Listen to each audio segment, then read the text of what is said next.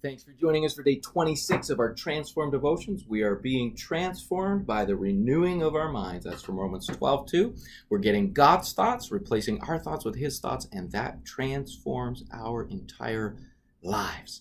And this week we're talking about being transformed in the area of our emotions. How do we get transformed? How do we become different in the area of our emotional lives? Well, what we learn to do is we learn to manage our emotions instead of our emotions managing us. We talked about that yesterday, that emotions make lousy leaders, but they make wonderful servants when we lead them.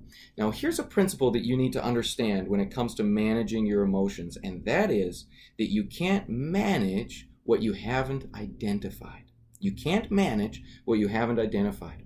So one of the first steps in managing our emotions is learning to name them, learning to identify them, learning to say, this is what I'm feeling right now. You'd be surprised how hard it is and how many of us struggle to really become emotionally self-aware.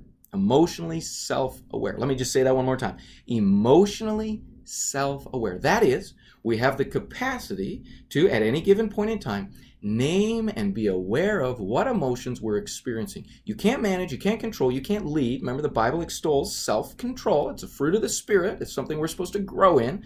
How do I control my emotions? How do I manage my emotions? Well, I can't manage them if I can't even identify them and name them. So you say, well, how do I grow in that? How do I develop the ability to name my emotions? I think the best way is to begin to open your heart to God about what you're feeling. Talk about that to God. And it'll take time, it'll take engagement, but Psalm 62 verse 8 says that God is with us, that He's a refuge, that He's there for us. And then it calls us and it says, trust Him at all times. Pour out your heart to Him.